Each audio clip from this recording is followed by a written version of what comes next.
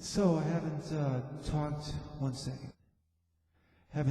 much about the creation theorem in a while, so I think I'll recap just for my own self, see if it's kind of a big bundle of stuff all wrapped up in an equation. But I guess if you made it simple, I guess it would say the probability of flipping a heads on a coin is no longer 1/2. It's completely random. Turns out the average does turn out to be about 50%. That's kind of summing up there, but there's a statistics theorem that says that if you flip a coin and it's no matter if you don't consider the past, it's still 50-50. Whether you consider the past or not, it's still 50-50. In other words, so the example I use is what's the probability of getting heads 3 times in a row? 1/8, right? So you flip it, heads, and what's the odds of the third one? It's 1/8. Well, the statistics theorem says that it's 1/2. They don't consider the past or the initial problem. You know, we're trying to get heads 3 times in a row. So by using the initial phase, if you consider that to be the history, the initial phase, the 1/8 of getting heads 3 times in a row, you consider that to what they use. They don't consider the past in their equation. It basically says that it could be anywhere in between 1/2 and 1/8. If they're both right, they're saying, in other words, okay. It's so confusing sometimes, the statistics people, but they would say that it's 1/8 sometimes. It depends on how you think about it. That's what they say. It depends on how you think about it. And I said, well, but what if they're the same? What if they're the same thing at the same time? In other words, 1/8 and 1/2 are equally probable of happening. It's not just 1/8. It's not 1/2. It could be anywhere in between. In a broader spectrum, it could be anything, any randomness.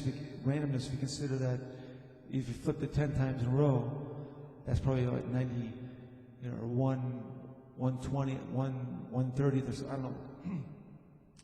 But it's a really small value, and when you consider that, then it's then it's completely random in between 1/2 and 99.9%.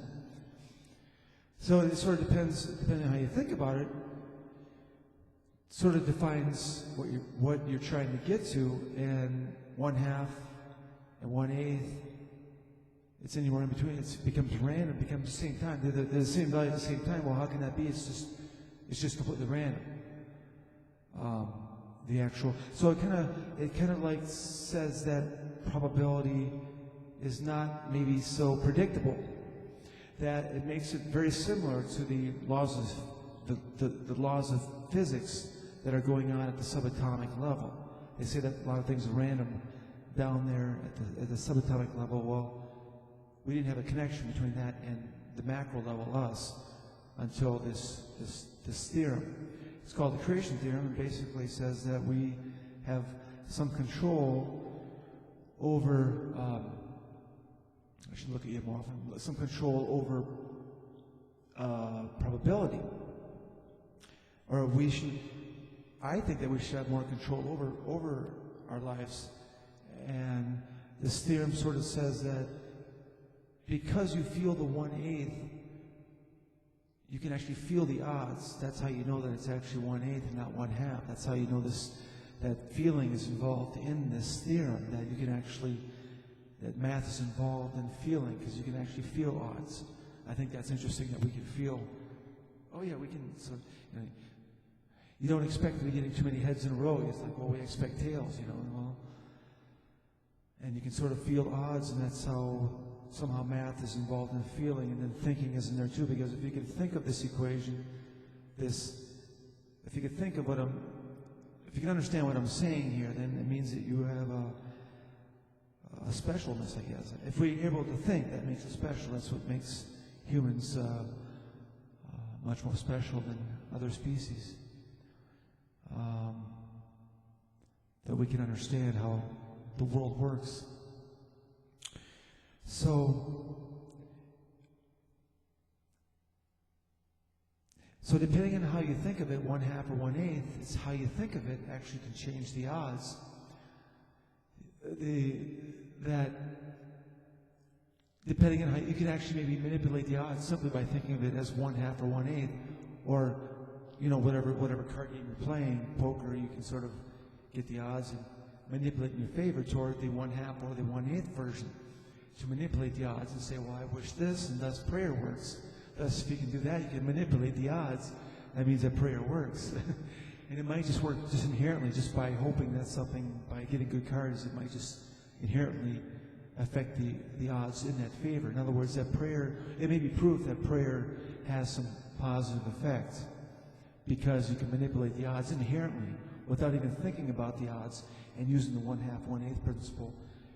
Simply praying for it can make it happen. That's the creation theorem, that our thinking can actually give us a better outcome in life. So it's good to think positively. I need to keep that in mind for myself. Sometimes I get a lot of people bending me over, and it's like no respect. No respect, no respect. What was that, Jabberjaw? No respect, no respect.